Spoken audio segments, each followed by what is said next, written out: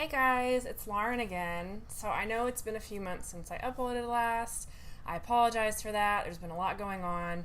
Blah, blah, blah. That's what everybody says, right? But today, I wanted to talk a little bit about my anxiety and how it affects me in some ways that I've noticed it affects me just in my day-to-day life more than I had realized based on some stuff that's happened in my life the last few months. I was thinking more about this because I actually had my first appointment with a psychiatrist a couple days ago. And it was the first time that I've ever actually seen any kind of mental health professional. And it was amazing. I really did a lot of research. I found somebody that I really liked and that I really trusted. And it was just a wonderful experience. It was very validating.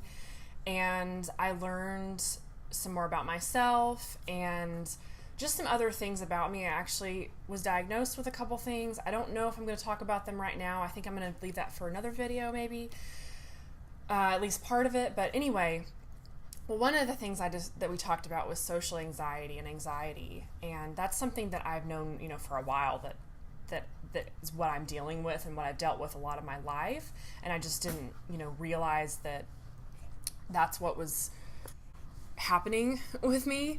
But it was nice to talk to a professional about it. And so I want to kind of talk about just what's been going on with me lately, I guess. And if you're in my Facebook group by some chance and you're watching this again, you might hear a little bit of a repeat of what I've already talked about, but I wanted to make a video about it here too. So yeah, maybe like 2 or 3 months ago, I started noticing something on the right side of my stomach that was kind of like sticking out. It was kind of weird. At first I didn't think much about it because I was just like, oh, that's interesting, maybe something with my ab muscle or whatever. And didn't think about it too much until I kind of just started looking online to kind of figure out what it was, the classic, going to WebMD or, putting in your symptoms. Everybody says don't do that, and there's a really good reason for that, because I did that and it started to really freak me out, and I started to think about all of the things that could be wrong with me, and it's really crazy just how much things escalate in my head. So, I went from just being like, oh, that's interesting, that's something new, I should pay attention to that, to self-diagnosing, basically, assuming that I knew what was going on. And my mind had gotten to the point where I was thinking about, what's going to happen to my dogs, to my fiance, to my family when I'm gone. And I know that sounds crazy, but that is where my mind goes. I'm not making light of people who actually have life-threatening things. That is actually what I was starting to think, and I was starting to have thoughts like that. And, obviously I went in and saw a doctor because I was like, well, I need to get this checked out. And, I had a CT scan and all of these things. And I thought that I had a hernia for a while. And there's still a chance that I might. It's a weird situation where it's even though it didn't show on a scan, there might be something still there. There's a lot of details that I won't go into here, but it's I still don't really know exactly what's wrong with me. But, it went from, I had Googled these symptoms of certain things like hernias or, an appendix bursting, which, that was, I would have known if that happened, but, things like that. And I started to I don't know if you call it manifest, or just started to have those symptoms that I was Googling. And I sort of had them before, nausea, pain, stuff like that. But it got more intense. And now that I've seen a doctor for it and I've ruled out certain things, it's not bothering me as much. It's still there, but it's not bothering me as much. So what I've just noticed a lot is that with my being an anxious person, I've learned a lot in the last few years how to really help myself when it comes to stress with work or dealing with anxious thoughts day to day, dealing with overwhelm. I use things like meditation and mindfulness to help me with that quite a bit and analyzing my thoughts. I just didn't really notice, how it can affect other parts of your life, like thinking that you're going to die, because that's literally where my mind started to go. The more and more I just noticed that I'll have a thought and it will just escalate and it will just get worse and worse and go to the absolute worst extreme. And so that's been a learning experience, learning a lot more about myself. And then shortly after I went to the doctor for that, I also had a tiny procedure. It was just getting a cyst removed on my skin. I have really weird skin, so it wasn't a big deal. But, the day that I got it done and I came home, the stitches, the internal stitches in the steri strips actually burst because it's just on an area of my body that like moves a lot. And so I got home and I started just bleeding profusely. Like, it was just awful. And I'm somebody who is already really squeamish about blood, really squeamish about medical things. And so that just freaked me out completely. And it got to the point where for the last couple months, I've had to pack the wound myself. And I won't go into the details of that because it's disgusting. But having to do that has just really, really been hard on me. And it's really, anytime any little thing goes wrong, I just go to the worst case scenario. And it's just crazy. I think I just wanted to talk about this because in case anybody else deals with this too, like, you're not alone. And it's just really fascinating how the brain can work to make us go to the worst case scenario, right? And I was thinking about other things that is affected by these anxious thoughts. Like I think I said, I have social anxiety too, and I have since I was a kid. I was a very, very shy child. And I've been able to get better about, talking with people, being more myself around people. Not completely, it's still something I have to work on a lot, but another thing that I've noticed that I do is I get very paranoid with people. Like, if I take my dogs out in the evening and somebody's walking by us and they're just by themselves, like they're not doing anything, but my mind will automatically go to the worst case scenario, like they are going to shoot me, or they're have bad intent, and I get really up on edge and everything. And I think it has to do with a lot of the stuff that has been happening in the news lately, like with all of the shootings and just how televised all of that stuff is. It really makes you feel like nowhere is safe. It really makes you feel like you are in danger and you can't trust anybody. And I have a lot of trouble not believing that, honestly. And I think having anxiety really makes that worse. And I just hadn't realized until recently just how much that affects my day-to-day. So obviously these are things that I'm still working on. But I wanted to kind of share just some things that I do that do help me with my anxiety, even when it comes to this stuff, that just help me cope. Because sometimes if you have these kind of thoughts and you don't realize they're happening, that's the biggest thing. I did not realize I was like making this worse on myself. So I had the thoughts and they escalated and they were worst case scenario. And to me, that was my truth. That was reality, right? So like the fact that I could die, or this thing I was dealing with was going to kill me, became an absolute truth in my head. And I couldn't get away from focusing on that. I couldn't, step back and look at the whole picture and see the scenario for how it was. And my fiance helped me a lot with that, honestly, because he's just able to, he doesn't do that in his head. He doesn't go to worst case scenario. So he's helped me a lot, like working through it. But here are some things that I just do to help myself that I've found helpful. 3 things. The first thing is, meditation and journaling. And I know when I was first like looking into anxiety and stuff like that, and I heard about meditation, I would get really frustrated, honestly, when people would tell me to just meditate, because it was like, didn't seem like that was going to work for me. And anytime that I would try, I would get so frustrated just sitting still. because I guess I'll go ahead and say, like, one of the other things that I was diagnosed with was ADHD, and that affects my anxiety a lot. And so sitting still is hard for me when it comes to stuff like that, sitting with my thoughts. But in reality, it's one of the best things for me. So what I do with meditation, I'm not the classical, like, like sitting cross-legged, even though I am right now, but, for the meditation, sitting with your hands like this, and being completely still, having a straight back. Like, I don't do that. What I just do is give myself time to just sit and breathe. Sometimes I'll close my eyes. Sometimes I'll just notice the stuff around me, because one of the things I do when I'm anxious is I get very single focused and I don't notice the things around me. So if you struggle with meditation, I would recommend getting the Stop, Breathe, and Think app. It's for iPhone. I think it's also for Android. I hope so. And I use that, and I actually use the meditation timer on that, and they just added a new one that actually counts for you.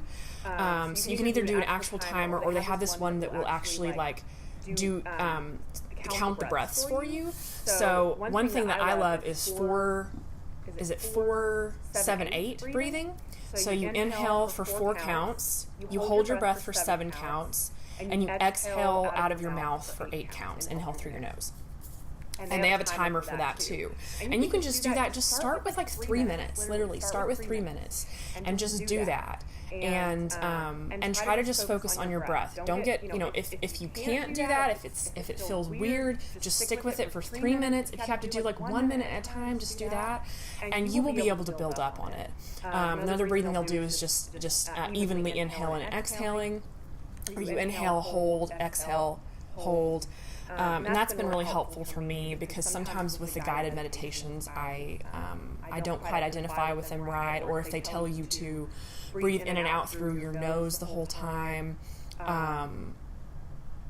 or focus on, certain things they tell you to focus on, like feeling the breath, like just letting it happen naturally. I actually can't do that. I actually have to guide my breath. Otherwise, it makes me more anxious. So just try different things. Don't give up if it doesn't work the first time, because there's no one perfect way to do meditation. And then journaling, I try to journal for 10 minutes a day. This does not always happen, but it helps me a lot because it lets me just get my thoughts on paper. I'm also somebody who, my brain works faster than my hand, so sometimes writing itself gets more frustrating for me because I will just mess up a lot or have to mark things out. Sometimes the act of writing is therapeutic for me, but when it's not, I use a website called 750words.com, so 750words.com, and that's where you write, it gives you just a blank page every day to write 750 words, and that might sound like a lot. I'm kind of used to it because I am a writer. My profession is writing, but you don't have to write that every day. It will still save it for you. But really trying to do that helps a lot, and just write what's on your mind. Don't make it perfect. Don't think that it has to look great. Just say what you're thinking, and just use it like word vomit. Get everything out that you're thinking. If you're having crazy thoughts, put those out on paper. That helps me a lot, just to feel like I'm confiding in somebody. Another thing about that website is I think after a month, it is $5 a month. But for me, it's totally worth it. But you can do the trial if you want to try it out. The second thing that I do is just, analyzing and questioning my thoughts. So this is what I've had to do a lot lately. When I was having the issues with my stomach, when I was going to like thinking this might be cancer or something really serious, I would take a step back and just think, is that true? Where do I have the evidence for that? What is telling me that is the reality, that this is going to be life-threatening? And I didn't have any evidence, right? All the evidence was in my head, just thinking, well, it's got to be. There's no other way. Well, that's not true. So, and thinking about all the alternative ways that it could be. It could just be a strained ab muscle, which is still a possibility. It could be just... my dad had mentioned, as you get older, your body just does weird things sometimes. It doesn't have to have, a clear or bad explanation, And just questioning those thoughts and thinking like, how true is this actually? You know, what else could this also be? Do I have all the information to believe that this is true? If that person walking by the street is going to do something bad to me, like what evidence do I actually have of that? How many people do I know who are actually kind and would never do something like that? So that helps me a lot. And then the third thing is just taking care of myself in the best way that I can where I am. And I say that because a lot of people will tell you, get exercise every day, eat a balanced diet, stay away from refined foods, get enough sleep. Well, it's like sometimes that can cause more anxiety, right? If we're trying to, especially if we're not used to doing the things. So do the best that you can where you are, right? Like I'm fortunate to have a pretty flexible schedule day to day. And I'm also somebody who works better late in the day versus early in the morning. So my day typically starts later. I used to have a lot of shame about this, and sometimes I still do. But when I'm really overwhelmed with something and anxious, I give myself slack. I cut myself slack. I let myself know, hey, if I am tired, that means that I need some more rest. And even if this seems like something small to other people, this is big to me. This is something that it is harder for me to process. It's harder for me to deal with things like this. So I'm going to give myself the time and what's the word I'm trying to think of? Just the compassion. I'm going to give myself the compassion. So, if you don't have a chance to sleep as much as you want to, just do the best that you can. Don't stress over it more, but just try to give yourself more breaks or more rest during the day. And try to get some exercise, even if it's just walking a little bit. Like, do what you can in the moment. Even just a little bit of exercise can make you feel better.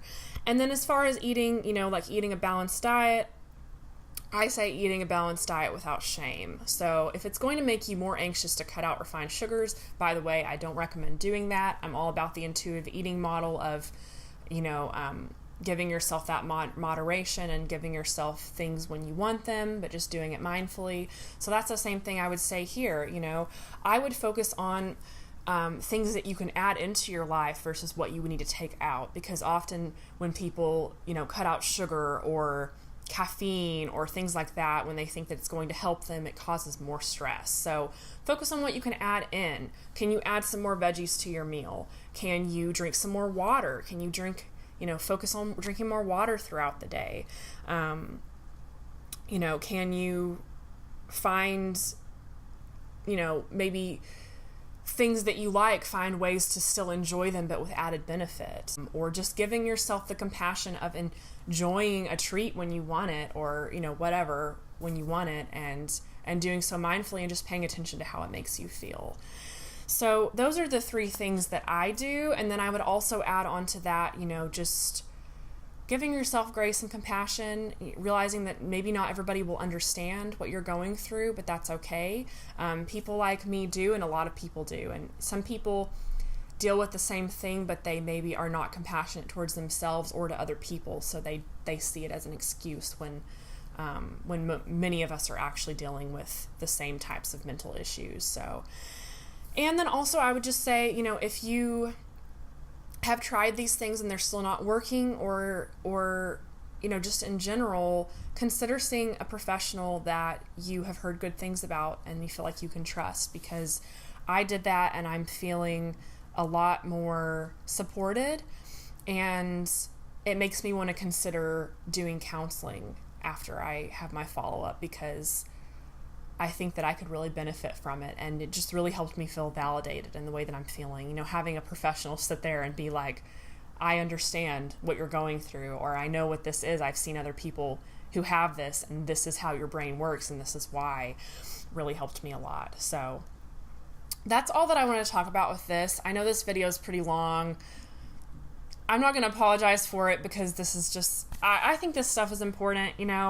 This channel right now for me is just more of a way to get my thoughts out and hopefully help other people who can be be helped. But if there's certain things that you'd like me to talk about related to this, I'd be happy to. Just leave a comment below and let me know like what you're dealing with. You know, if you deal with anxiety, what does it look like? What do you do for yourself?